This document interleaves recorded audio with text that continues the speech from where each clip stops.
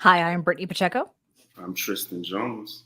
and we are the Watchers in the Basement. Welcome back to the channel, or welcome if you are new. Consider subscribing to this podcast if you enjoy pop culture, sports, movie reviews. We got it all here, folks. And today is no exception because we are talking about the second episode of the HBO Max miniseries, The Penguin. So, Tristan, we missed you on the premiere pod of said show. Yeah. Give us your overall thoughts on the premiere and tell us what you thought about this episode.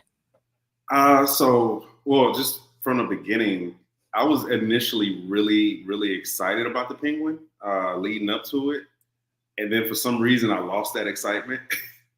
Like I don't know, like maybe the trailer threw me off. Maybe I just the DC of it just kind of threw me off.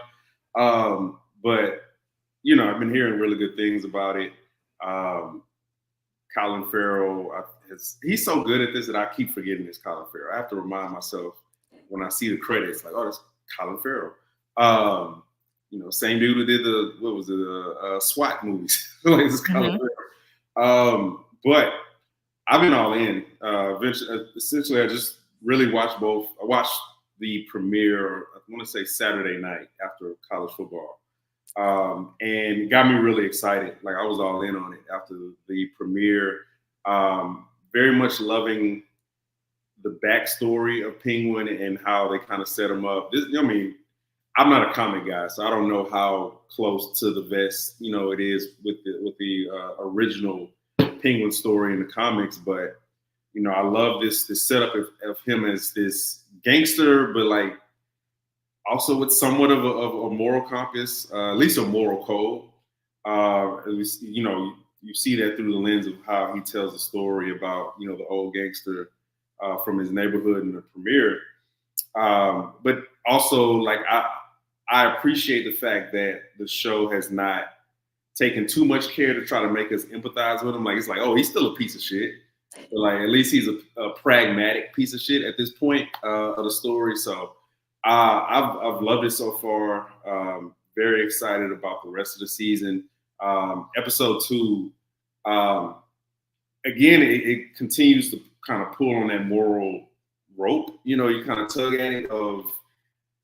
Again, we know that Oswald is a piece of shit, but we're also like invested in his survival in these webs that he's tangled in. Also, his relationship with Vic.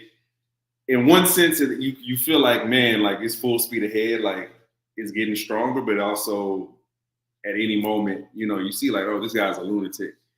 It's like half with a heart, I suppose. So very much enjoyed episode 2, ready to talk about it in depth.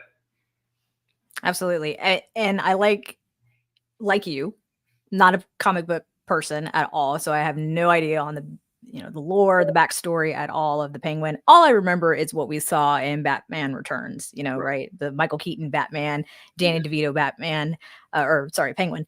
But that's all I know, right? And that story sounded very sad, of course, child who was deformed and parents got rid of him one way or another, raised in the sewers, right? Sounds tragic. And comes above and does havoc things, right? And what I like about this adaptation with the Penguin, not only is it continuing the story that we saw from the Batman, right? It takes place about a week after the events of the Batman. You're seeing it more at a grounded like level where it's believable of this Penguin who's like a mobster, who's like a drug hustler, if you will, and is all about the money, and it's all about having some kind of power, right? Versus like the Danny DeVito Batman of, I have a bunch of circus people and penguins and we have, crazy shit that's going on, right? Mm-hmm. This is a lot more believable, I feel. And I think with Colin's performance, dude has to get some sort of nominations. Has to. Somewhere, like multiple nominations, because like you, I forget that it's Colin. I've seen him in so many different movies. And the accent spot on, the mannerism spot on, having to wear like a booted sort of shoe, if you will, because of the club foot. Right. And Tristan, thoughts on why HBO has this newfound fetish with club feet? Like, it's serious. Or they felt like we had the need to see that, like Exactly. without the shoes. Yeah, I'm like, no. I said we get that enough with, House of the Dragon. We don't need to see anything. Like, we understand it. Like, we're good, right? We're good. Just real quick, like I wonder if that was intentional for them to change it, because thinking about the Danny DeVito character, Yeah. It's like one, he's meant to kind of be playful in a way, while also being psychopathic, gangster, supervillain. I wonder how intentional HBO wanted to be with just presenting him. Like, we're going to present him as somebody with some type of disability to kind of not make fun of it, to make it like this playful, cartoonish thing. And like, no, this is something that's, like you said, real and believable. So, and maybe I've been asking that question as I watch these episodes. Like, I expected the penguin to be the penguin, like to be like in Danny DeVito's character. Yeah, like his character was essentially one with the penguins, the actual penguins, and like this is just a nickname. So I do like that. It seems so, yeah. And overall, I think for the first 2 episodes of this miniseries that we've seen, I think have just been incredible. I think at one point during this particular episode, it got a little slow for me, where I was like kind of looking at my phone and what have you. But then like after that slow moment, it picked right back up. And I'm like, oh, now we're getting into the nitty gritty of it. So let's go ahead and do that. Tristan, let's get into the nitty gritty of this episode entitled Inside Man, because at this point, Sofia is onto the bullshit that is happening within, quote unquote, the family. And I like how, because I watched the show with subtitles, family is always capitalized, right? It's like the subject, right? It's the proper name is the family. And it starts off with her either in a sort of hallucination sequence where she's back at Arkham. People are referring to her as Hangman, which I'm not sure. I doubt, because we're not comic book people. If you have any knowledge about her backstory, other than being called the Hangman, and what the public has been hearing about Sophia. I have zero. Okay. Zero prior knowledge. All right. So we're on the same even level playing field. Love it. So with her having like this either flashback hallucination, and I say hallucination because she eventually walks to see her brother in the, I don't know what you call it when you have visitors, right? You're talking in front of the screen. You see the blown off or the severed pinky, right? When his hand is up, he gets shot right in front of her, and this red light is going back and forth, and she's, just having a very hard time breathing. She's in the office of this therapist, which I kind of thought was a really weird moment between her and the therapist. Like when he's to her and like, breathe with me, count with me. And she's just, I was like, what is happening? Seriously, like thoughts on that whole opening?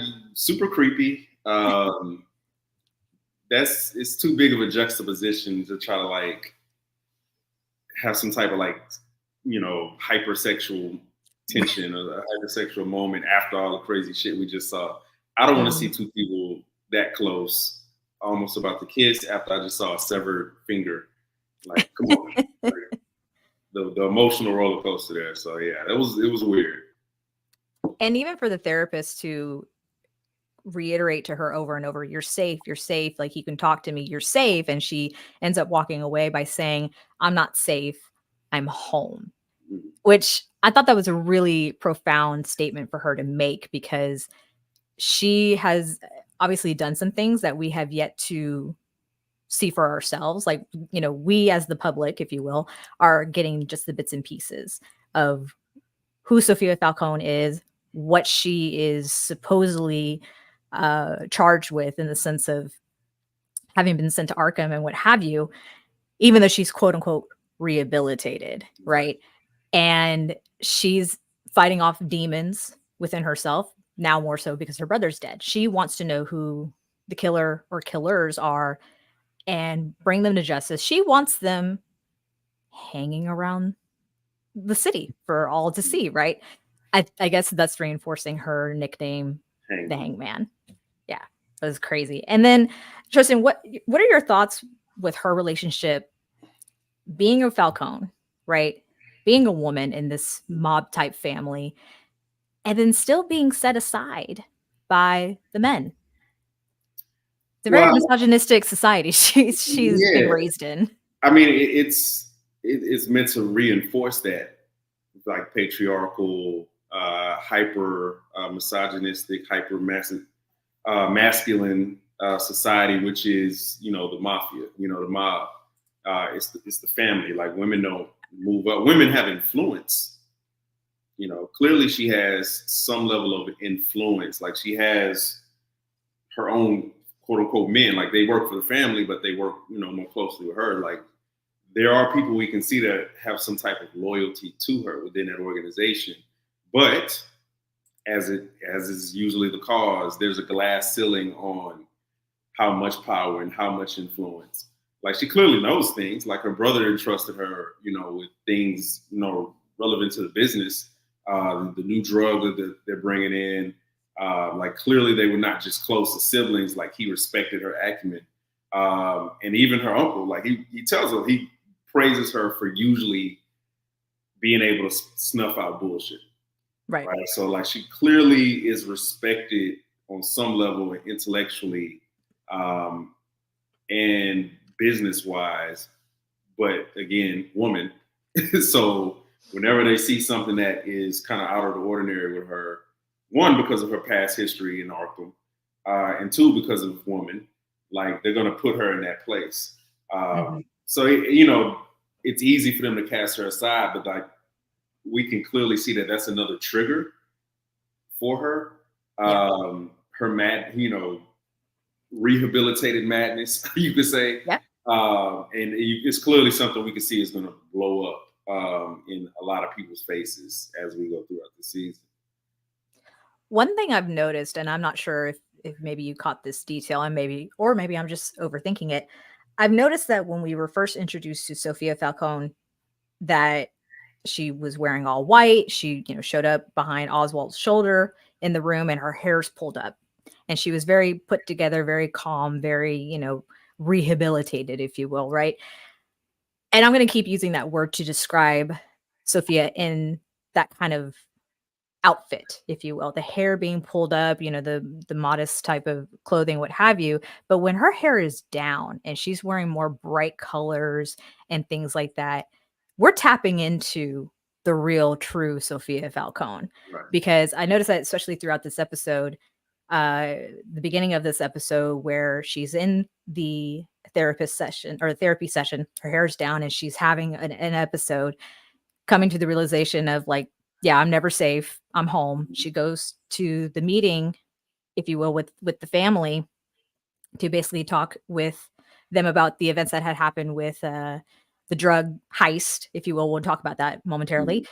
And she's basically saying, like, you guys are worried about losing product, losing money. Gentlemen, we can get that. You need to be worried about how this even happened. Like, Right. we have an inside person who has betrayed us, right? And she taps into something else, I feel, when she's kind of in that sort of getup, is what I'm getting at. The hair down, the bright colors and what have you. She's channeling her true nature. And like I said, I'm not sure if that's something that you may have noticed or not.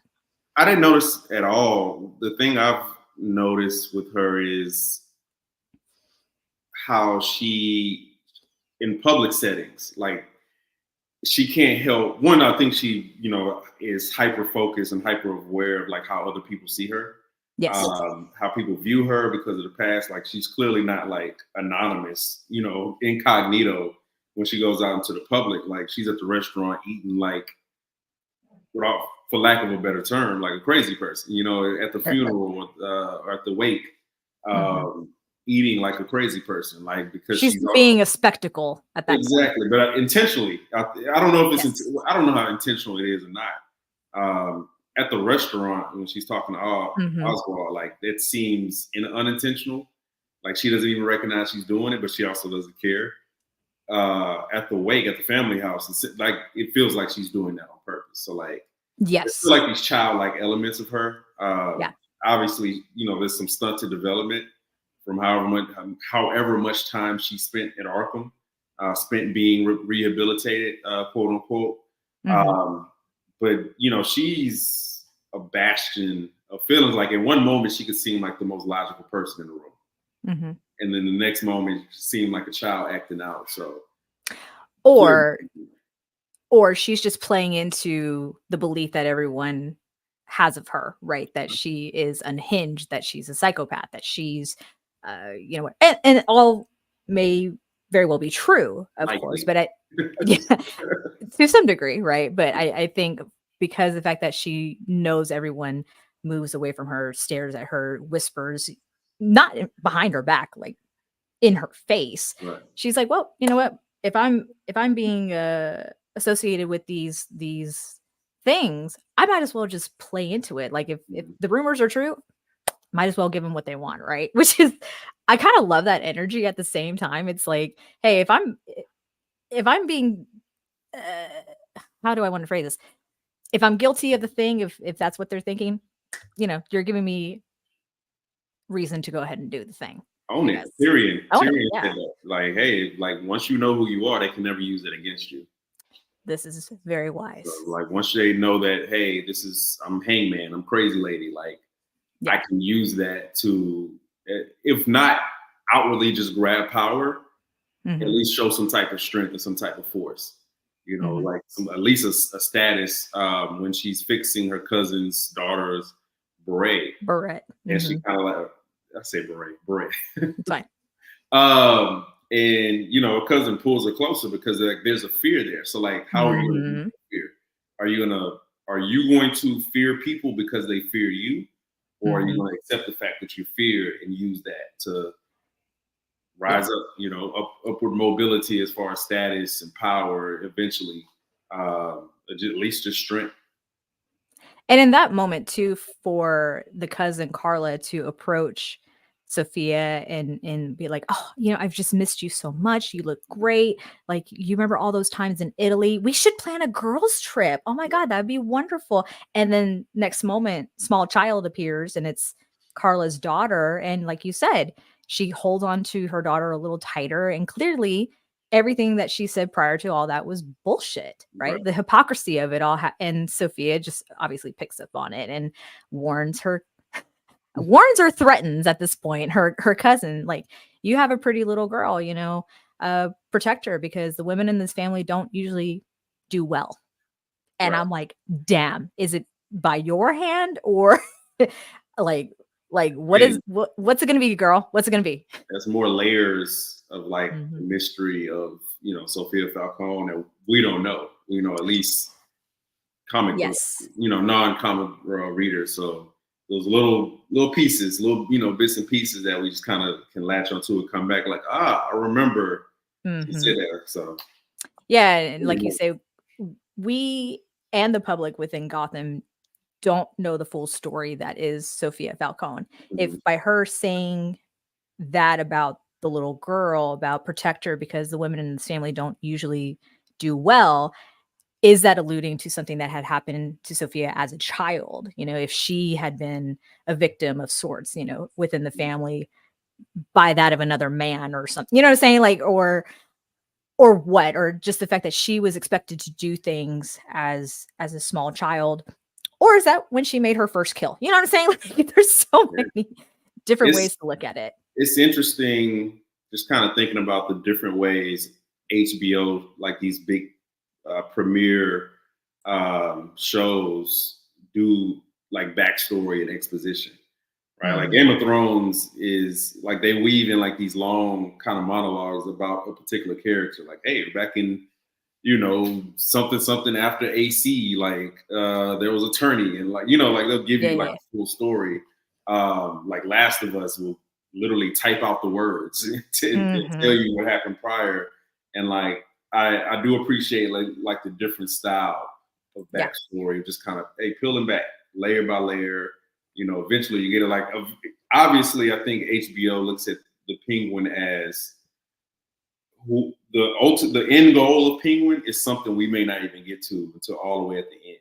So until then, like we all, not just the penguin, not just, Oz, but all these different characters. We want you to see every part of them, and I like slow, like, please give me slow and tease me. Like, and I do appreciate like kind of picking up on those things. So like on the rewatch, I will go back and look at how the color of, what color Sofia is wearing, because obviously there's something about her state of mind. I think mostly it's what you need to pay attention is if her hair is up or down. If her hair is up, I feel like this is more rehabilitated Sofia. If her hair is down, like she's ready to go to war. Like she's ready to commit violence or really tap into probably her true nature. And I say that because in the previous episode of her torturing Oz, her hair was down.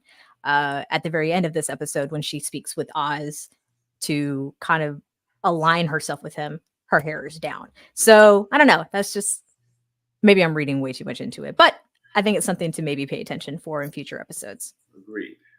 So keeping with story, because obviously the Penguin or Oz himself is trying to sell this story to the Falcones that the Maronis are behind the death of one Alberto Falcone, right?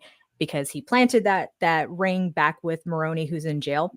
By the way, I love the fact that Blackgate looks like Alcatraz, right?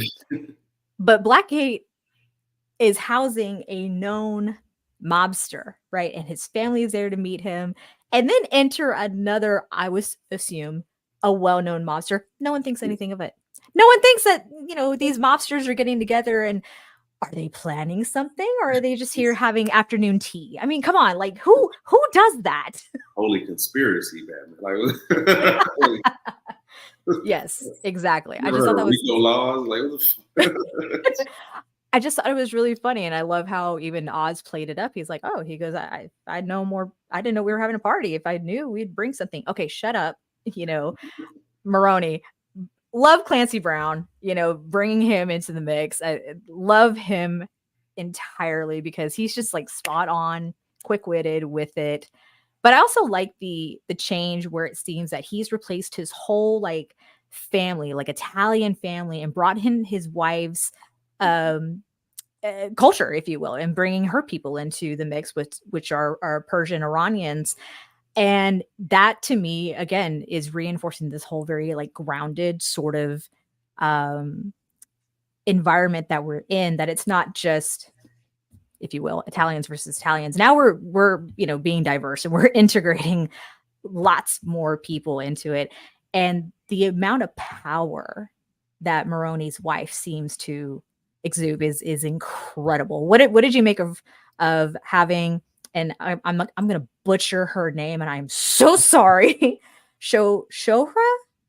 I'm not even trying to say her last name, but I've seen her in The House of Sand and Fog. She was incredible in that movie.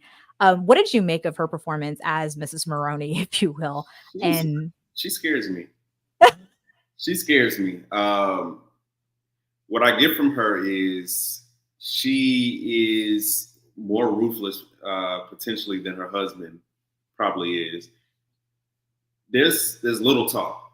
Like, she very quickly deemed that Oz was invaluable to her, and then it was time to die. It was like, yeah, there was nothing in between. She's very intuitive, like Sofia, like picks up on bullshit like very quickly, sniffs through it, direct. She's like, hey, like this means nothing to, like, this is invaluable, like, and very quick to the point. So like, she's somebody that you have to watch out for. Like, she's much more powerful than you. I think that's also probably a point of contention with like Sofia. Like, you see the juxtaposition. Like Sofia, like there's a ceiling. Like, there's only but so high that she can go. Maroni's wife. So her name is Nadia Maroni. Nadia. We can call her Mrs. Maroni. That's fine. Okay, but Nadia, she's at the top. Like, she not only is at the top because she's next to a man. Like, she's at the top clearly because she's put in work. Like, she has, a reputation. She has that full respect from the people that are working for her. Yes. They were ready to put a sword. It looked like through Oswald, like that quick. You know, it was that quick. It was like, hey. Also, the biggest thing I could tell from her is once she sees that something is not in their interest, she gets rid of it.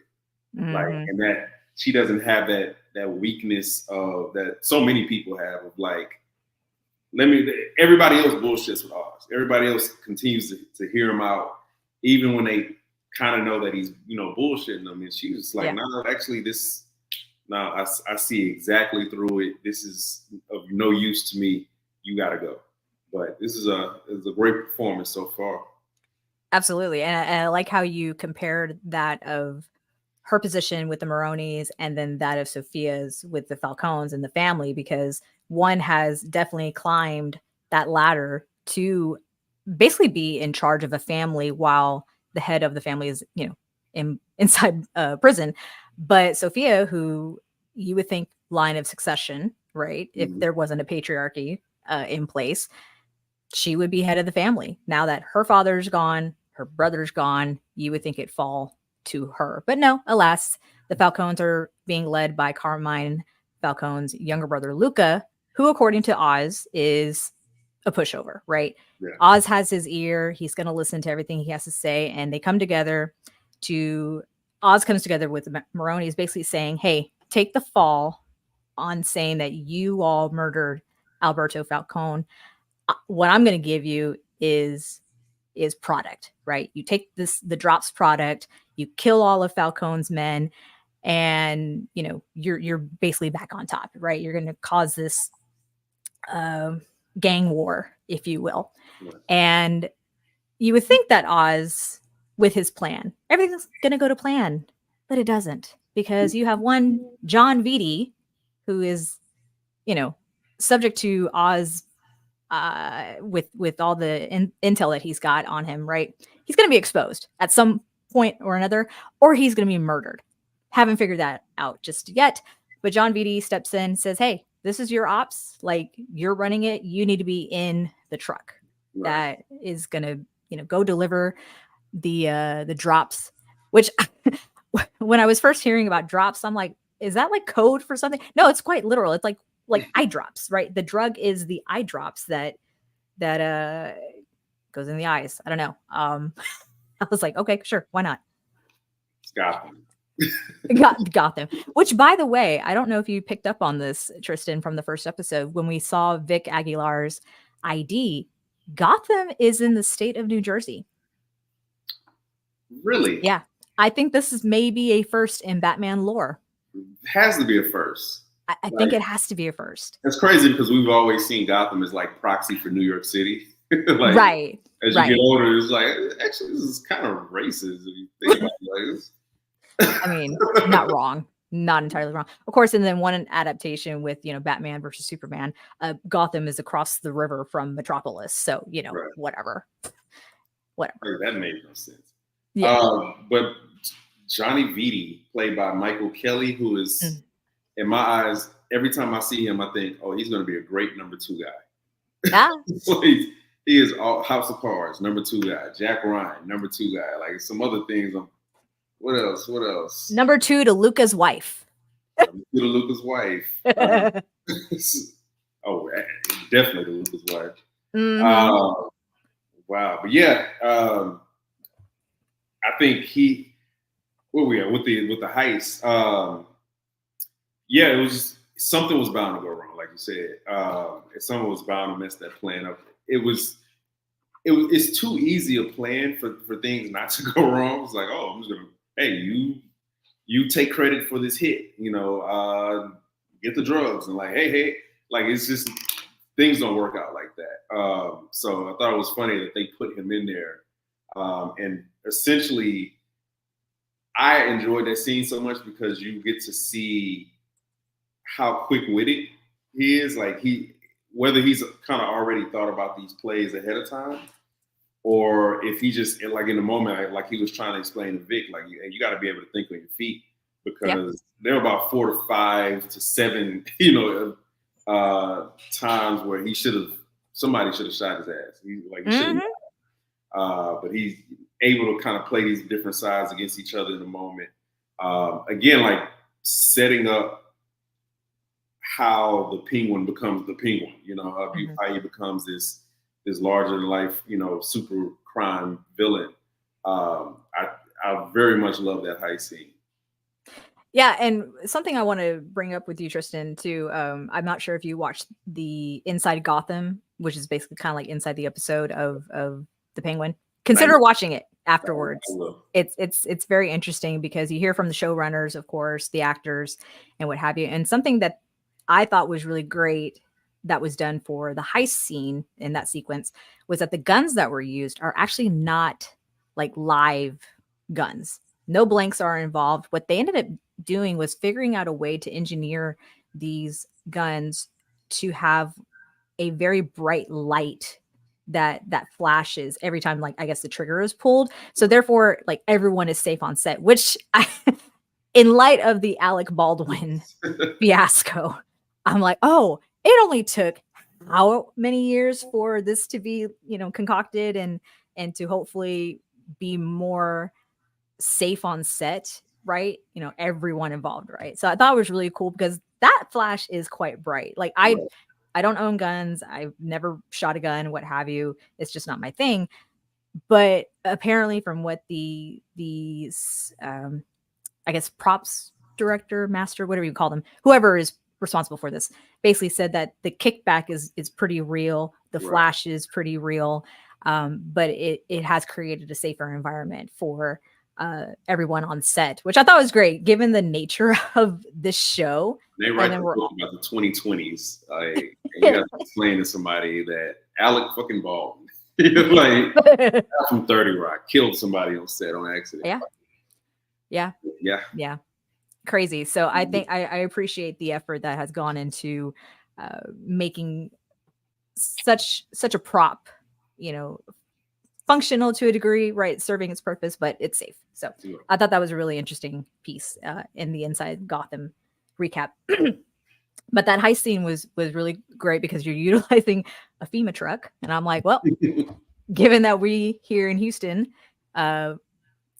experience hurricanes almost on a yearly basis, and FEMA does help us out here, I was like, yeah, that's totally believable that a FEMA truck would be traveling at night with, you know, 2 black cars escorting them. Sure. Yeah. Nothing's this is very Gotham specific. Like, they let you know, hey, Gotham is not a real place, man.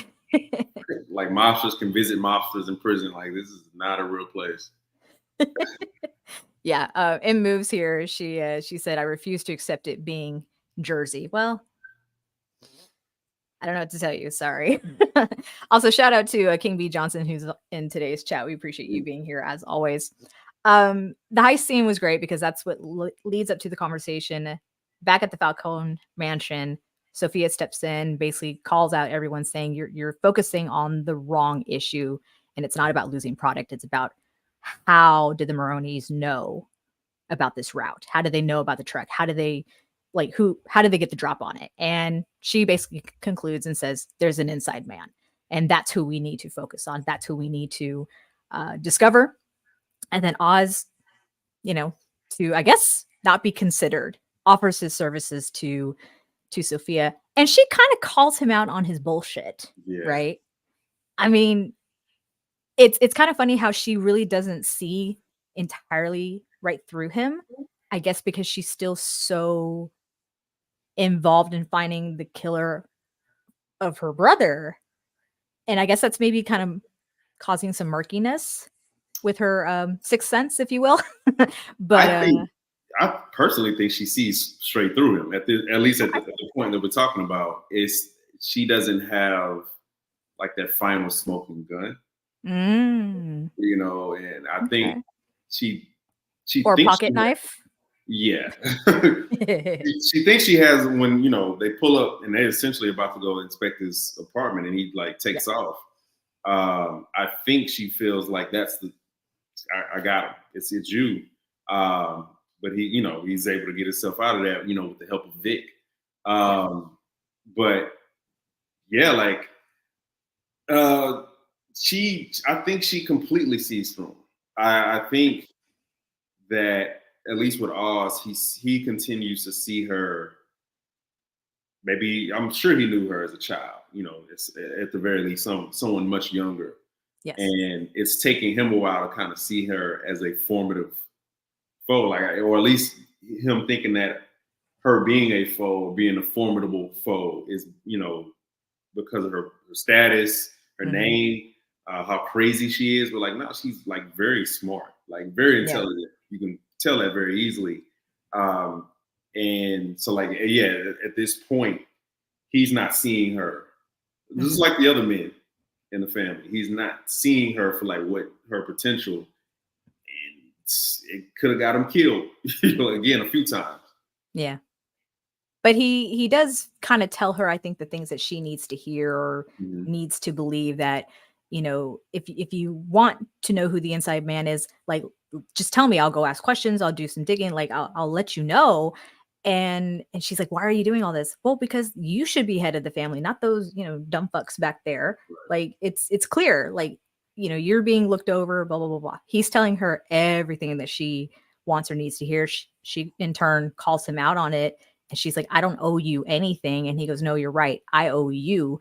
And I'm like, is that a threat? Like, Oz, or is this like a double? I don't want to say double entendre, but like, you know what I'm saying? Like, do we have a double meaning here? Like, I owe you? Really? Possibly. Okay.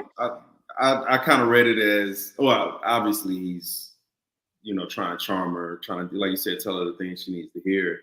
I think some of those things he kind of believes. I think Oz has shown an ability to kind of see a bigger picture,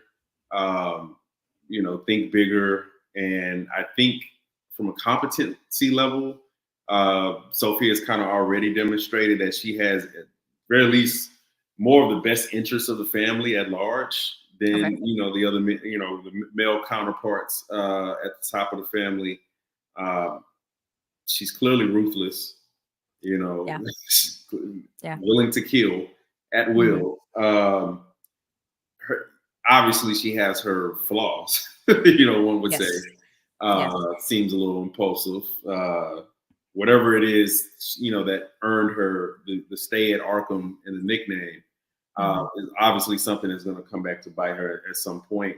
But I think he believes at least some of those things. It's kind of wrapped up in charm bullshit, but like there's some truth to a lot of it. But overall, like, he's pacifying her very clearly.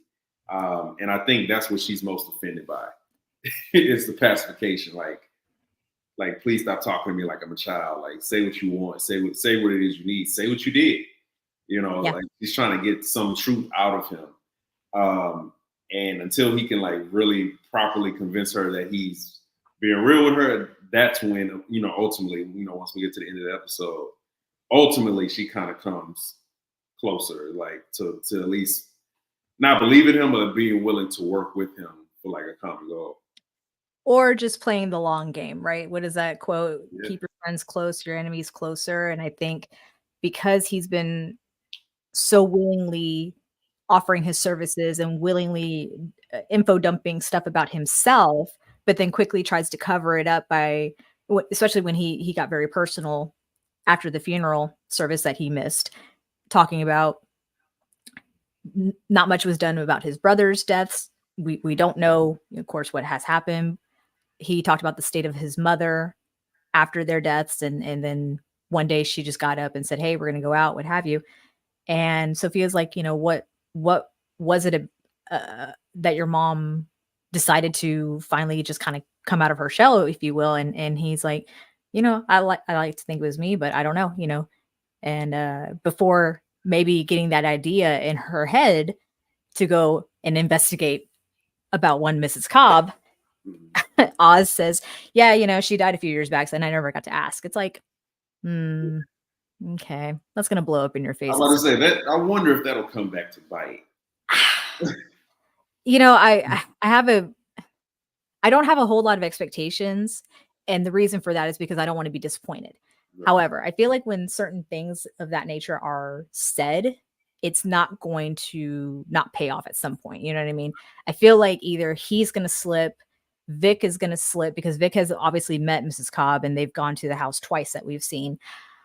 And or Sofia is obviously going to do her own investigation to look into Oz's life, right? Find out about his brothers, find out about anything and everything, anything that she could use as leverage against him, right? So I don't know. I thought that was really interesting. But the concern about one Sofia Falcone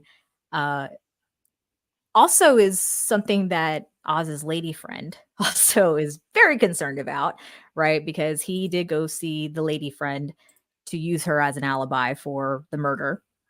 And when everyone comes over to have a party, if you will, she confronts Oz and basically says, "You're putting me and my girls in danger with what you're doing." And he's like, "Hey, like you're betting on the right horse." Right. And this girl is smart, right? She's like, "Listen, you're no different than these other guys. Like, what makes you think that you're going to come out on top and they won't?" Right? I'm like, I like her. Something bad's going to happen to her. Yeah, or to some of the girls. Yeah. Every time, especially in a show like this, where we get introduced to somebody who demonstrates even a little bit of personality, like the Game of Thrones in me is like, I know. We've been tainted. Two more episodes left in you. I obviously didn't like the guy, but like the younger Falcone, Sal, I was starting to appreciate him as a character. Like, I clearly an asshole. Like, I was like, oh man, you're gonna die quickly. You are showing too much too soon. Where you're not gonna make it out of this room. So yeah, something bad. I definitely could see something bad happen to Eve and the girls. Mm-hmm. But in that conversation too, during this party, Vic is chatting it up with one of Eve's lady's friends as well, and he has a disability of his own. He stammers, stutters. I'm not entirely sure on the difference between the two. Right. Speech impediment. Let's go with that. Yeah. And it's something the girl that he's talking to recognizes, and instead of like making him feel bad about it, what have you, which is something I appreciate. She tried to change the subject to get him to be a little bit more comfortable with speaking to her. And I liked how the story that Oz had told Vic right before the girls arrived was how Oz started, right? He started as a driver, and then eventually he got to the point that he is where he is today. And Vic is now Oz's driver. So when asked, "So how do you know Oz?" He's like, "Oh yeah, I work for him. I'm his driver." And he said that with like a smile on his face. And I was like, "Oh, you sweet summer child." He's going to make you lie down with two corpses. Yeah. I mean, he clearly is not playing the long game, right? He's just trying to survive day by day, because it sounds like the area that he's from definitely got wiped out. And I know he paused during their walk to the apartment of like a missing persons post of things like that. And it happened really, really quick. Even on the replay, it was really, really quick. I'm not sure if it was regarding him or someone, a name he may have recognized. Yeah, I think it was his the kid that Sofia killed. Oh, I'm speculating. Okay. But I think that pretty sure it was, because I don't know if the show is kind of established that there is somebody. Well, he did get that call or a text message. Somebody asked, was from Graciela, yeah. Yeah, so I don't know. Maybe it's a sibling. So it's girlfriend? Possible it could be Vic or girlfriend, somebody. But I'm willing to bet that it's his friend, and because I think there's going to be a point of contention between the two, because Oz had a chance to sacrifice himself, for the kid. It was essentially it was to be the kid, and he chose himself, which we shouldn't be surprised by. Right. With future Penguin. But I think that's something that's going to stick with Vic, and I think that'll come up at some point and like drive some sort of wedge, however that lasts or whatever that looks like between them. Yeah. Or he's just going to snap, you know, who knows? Who knows? He might just snap. I mean, the fact that Oz like had this really big speech with him at the burial site of the two corpses, as you mentioned, how basically Oz is saying there's no playbook. Like you just have to be quick. You have to, you know, pivot. You have to adapt. Yeah, exactly. And either you're cut out for it or you're not. Like I thought I saw something in you. Maybe I was wrong, you know, but you're either, if you're in, you're in. And, you know, you have to just roll with the punches basically, because Vic wants to understand. He needs to feel comfortable about the situation. Obviously he wanted to ask questions. It's like, no, you just fucking do it. That's it. Poor Vic. Yeah. It's like he's training him for like a future as a, you know, psychopath apprentice, gangster apprentice. And we're seeing like the long game with Vic, because he's clearly that's not a natural thing to him. Like he didn't really feel comfortable, you know, trying to steal a car, you know, like that was its own adventure for him. But he's already had to do things, even in 2 episodes. Like he's had to carry a dead body, put it in a trunk. He's had to dump it into a used car, old car in a junkyard. Like he's had to do so many things. Dig a grave. Like these are things you put on your gangster resume. Like this is day 2. You know, like it's essentially not your gangster resume. Like that's a biography right there. Like that's a CV. Again, it's such a short time. He has already added these experiences and things that, like you said, will change him and could cause him to snap. I agree. I wouldn't be surprised if Oz pushes him to the limit, or if, let's say, that friend, that whoever that person was that contacted Vic, ends up in Oz's clutches. And that could be, you know, the passive point of no return. I don't know.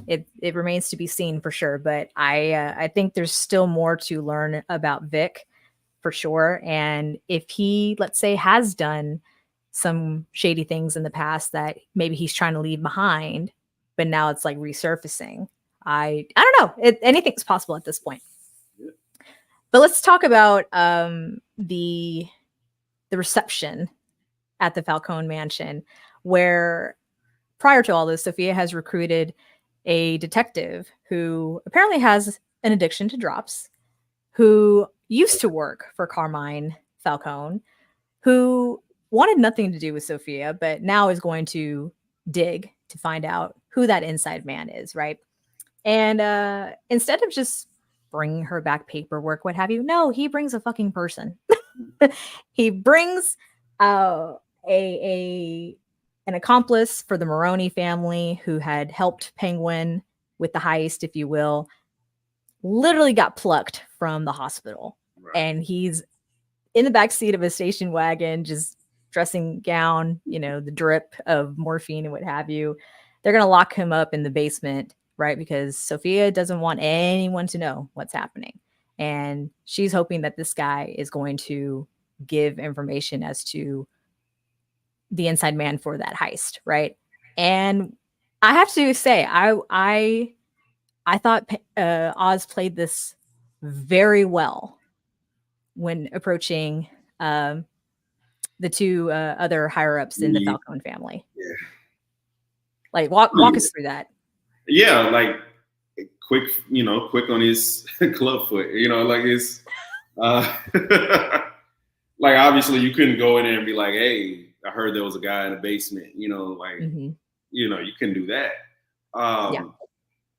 So he goes up and essentially like, hey, like, why didn't you let me in on this? Like, what's, you know, why are you keeping me out the loop on this guy? Like, I'm part of his family for years. And, you know, essentially, you know, was able to kind of deduce where he was located.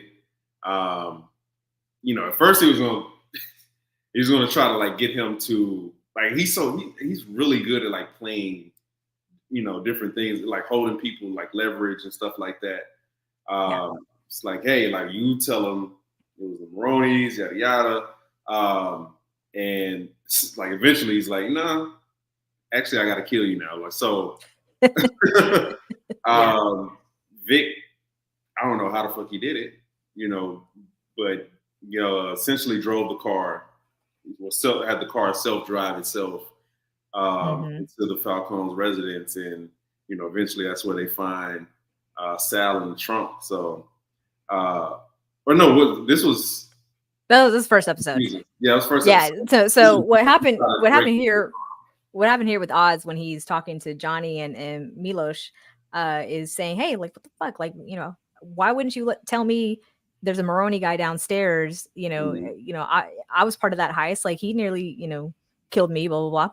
And so that puts things in motion, right? To oust Sofia for her going behind the back of Luca and what have you, because Oz has made a deal with Nadia, basically saying, "Hey, excuse me, give us our man back, or else we're gonna find ways to end you," basically. Right. But he also hands over a really big piece of evidence of Johnny Viti, exactly, with the incriminating photos of him fucking Luca's wife, and gives it to Nadia. She's got a little smirk on her face. I'm like, ooh, what is she gonna do? I'm here for this chaos.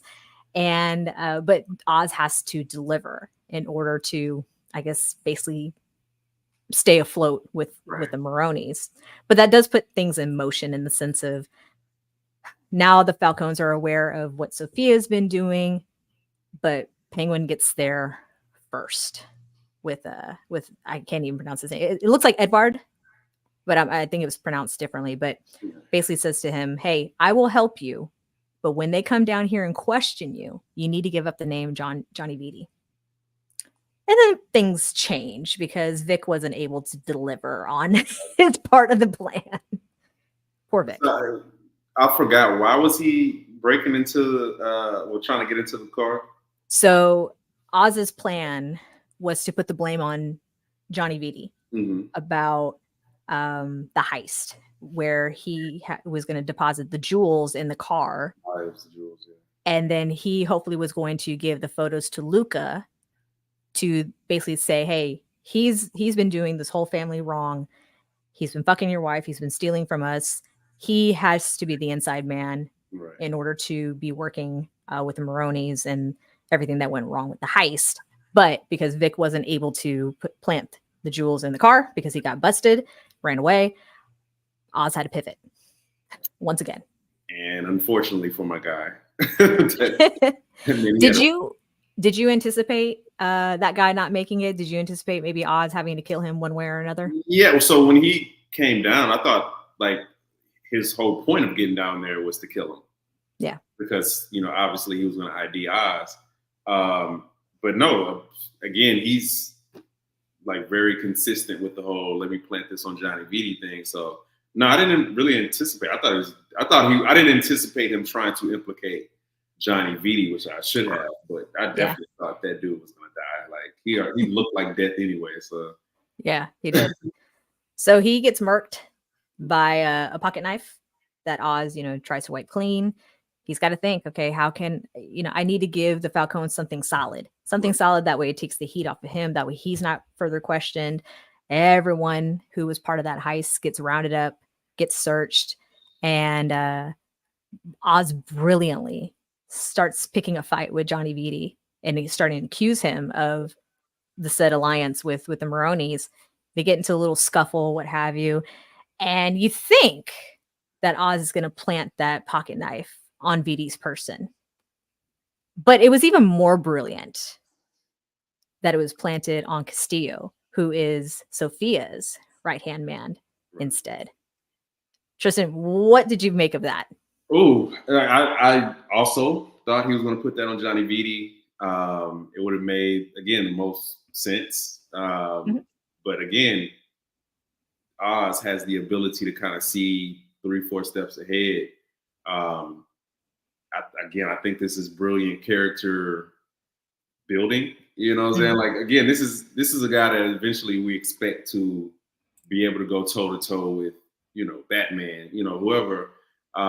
So like we have to see him as like a mastermind in some type of way. Like we got like a Joker backstory. like Yeah. it would have to be like, yeah, like these people are crazy just in general, but like they also have like these wits that are allowed them to stay afloat and survive in this same city essentially with one of the biggest superheroes in the world. So brilliant move. Not only does it take Castillo off the board, but it also presents an opening for Sofia to like need somebody to be a right hand man or to somebody to partner with outside of the heads of the family. So like so many birds got killed with one stone.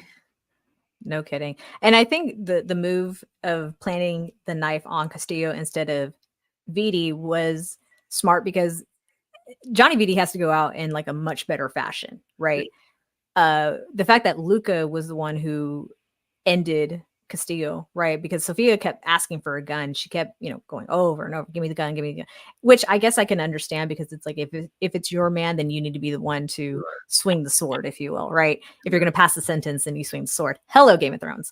But I was very surprised that it ended up being Luca who did it because the way that Oz described him was he won't tie his own shoes without looking both ways. Right. So that kind of surprised me.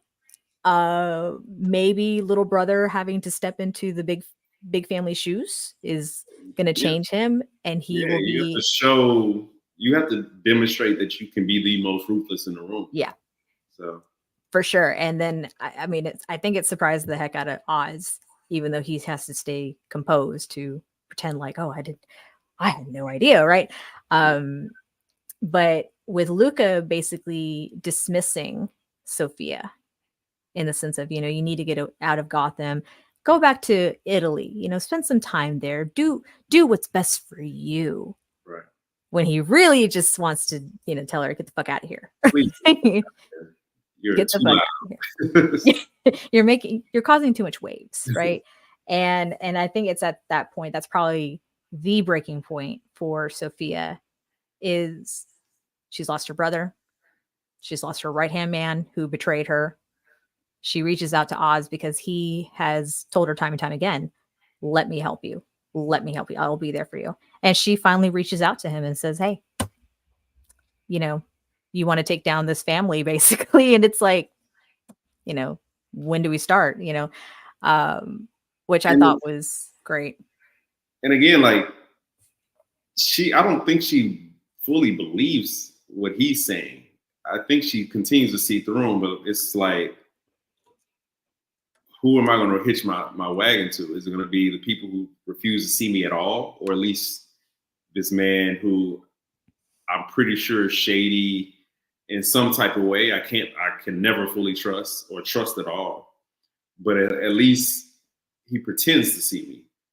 Yeah. Like this is, I mean, there's some meta commentary here about, women in these, highly stressful, powerful, companies, organizations, is like there is no knight in shining armor. Like there's the person who is going to provide the respect, access, power that you need to feel equal within this organization. So like it's just a choice between bad choices.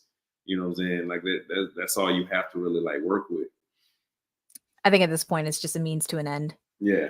She's going to give him a little bit of what he wants, but in return, she's going to get so much more. Right. Because I think she, like Oz, is 3-4 steps ahead. And she's going to distract him to some point where she'll definitely pull the rug from underneath him. And it's going to be like game over. Right. I don't know. This show thus far has left me wondering. I think with the fact that Oz has kept his mother hidden, and he has, as of late, visited her because she is in poor health. It seems her dementia is, really starting to get the best of her, and he loves his mother, right? You talked earlier about a moral conduct, or a moral code, I guess you could say, but he is going to do whatever it takes, I guess, to protect his mother. But I think at some point, she is going to play a much bigger part in the demise of one Oswald Cobblepot. But I fear that either Sofia is going to get to Mrs. Cobblepot, or Mrs. Cobblepot is going to unleash her fury as well. I don't know. I feel like there's more to her than what we've seen thus far. I'm sure there is, but again, we can't look at Oswald without looking at what we know he will become. Yeah. So like the fun part is kind of looking at like these different potential triggers or final triggers, right? Just the way he grew up, the being kind of laughed at and ridiculed because of his deformity or disability. Yeah. The lack of respect from the family, like not being seen as somebody, like high enough to like get your new car, or like very nice flat, very nice condo. It seems, but like not being able to like actually get that power. So, or is it the human connection, or the severing of that final human connection that he has with his mother?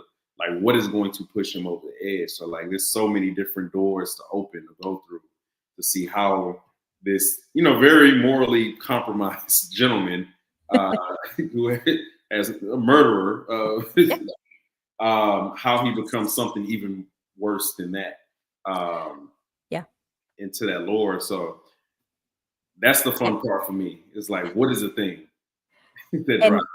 And something that his mother said to him as very sweet moment when he comes to check in on her, right? And he puts on a record, it's a jazz record, and they start dancing, and she's basically telling him, like, you promised me all these things. And he goes, I know. And she goes, if my son isn't anything, what does that make me?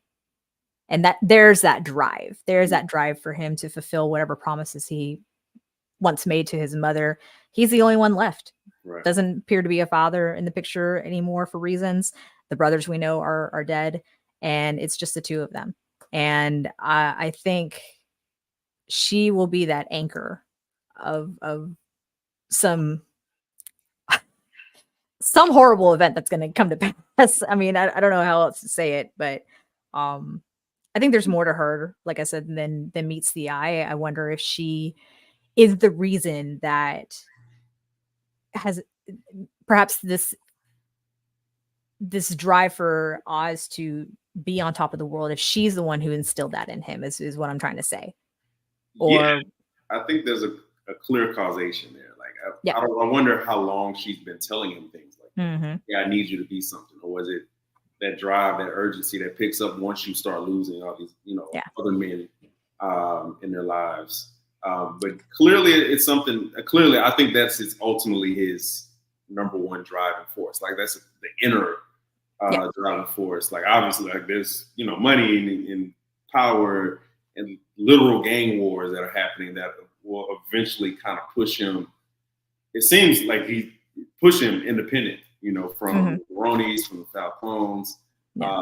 But yeah, his mother, like I think we don't see her as much as we do. We're not introduced to her in the first place. We don't start seeing that connection between them.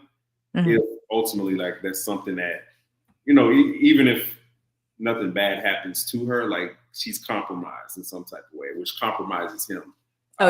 Pushes him over the edge. Well, all I'll say is protect Francis Cobb at all costs with bubble wrap. Okay, that's all I'm saying at this point. Tristan, before we wrap up, is there anything else that you'd like to highlight? Something that we may have overlooked, or just give us your final thoughts on this episode? I guess the ones, it's minor now, but I don't know how minor it will be in the future. But like the relationship between Luca and Johnny Vitti, I wonder what other motivations Johnny Vitti has. Like obviously besides Luca's wife, does he have higher ambitions? Like we don't know him to be we don't know him to be an inside person within the organization yet, but clearly he's unfocused onto like whatever the family's goals are, if he's willing to like commit ultimate sin within gangsterism of sleeping with the head of the family's wife. So at what point does that come to light, and what point does that drive further, like kind of destroy the family from within? Yeah, and I don't quite remember how he fits into the Falcone family, period, other than just, maybe like Oz, he's just, a gangster, if you will. But I mean, he's not like directly related to the Falcones, it seems. So I maybe this was more or less explained in the Batman, but I can't recall it off the top of my head. But yeah, I definitely feel like he is either wanting to start like a civil war, if you will, or just sleep his way to the top. I don't know. I mean, like, dude's got aspirations. Watch the Batman.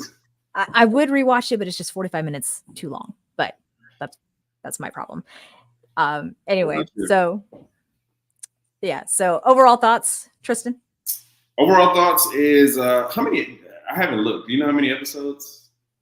I believe it's 8. 8 seems about 8 right. episodes. Seems about right. I wonder if this gets a season 2. It's very popular, so I'm gonna assume. Yeah. So that was something that was mentioned briefly with Frank off screen. If this does continue to be a series, how long are they going to go without bringing back Batman? Yeah. Ugh. So I don't know. I don't know if I want to see him in this show. I think I'd like to keep them separate.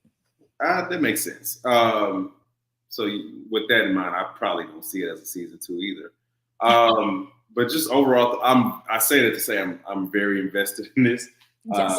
Like it makes me want to go watch the Batman, and maybe 10% of me has ever wanted to see like the Batman. Very invested in it. I love the character building. I love the backstories, or like kind of peeling the layers of these backstories. I love that they don't just tell us like, hey, like some subtext at the bottom. Johnny Vitti was a finance major at Rutgers University. That turned into a game. Like I don't need that. I like kind of figuring these things out as we go. It's so many like moving parts, like this family versus that family. Will he get found out about Sal, killing Sal, and the heist and all these different things, the drops, and I am very excited to see how the Penguin becomes the Penguin. Like ultimately, like that's why I'm watching this in the first place. So so far they're on a right track on like keeping my investment in that. I love it. I'm here for it too. Yeah, I originally was not going to watch this show just because I haven't been quite impressed at all with DC productions, with the exception of The Flash and Wonder Woman, the first Wonder Woman. Everything else, couldn't care less. However, this show has been delivering, and I love the plot twists. Right?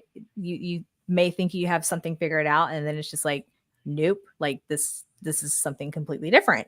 And yeah, I do appreciate just the storytelling in general, and how they're kind of highlighting every character throughout each episode. Right? It may be a little bit to follow at times, but I think overall it's a hell of a show, and I'm here for it. And I can't wait until the next episode, which will be airing Sunday nights on HBO Max at 8 p.m. Central Time. So depending on where y'all are, make sure you check your local listings. That way you can go check it out. And then you come back on Mondays for the review here on the Watchers in the Basement.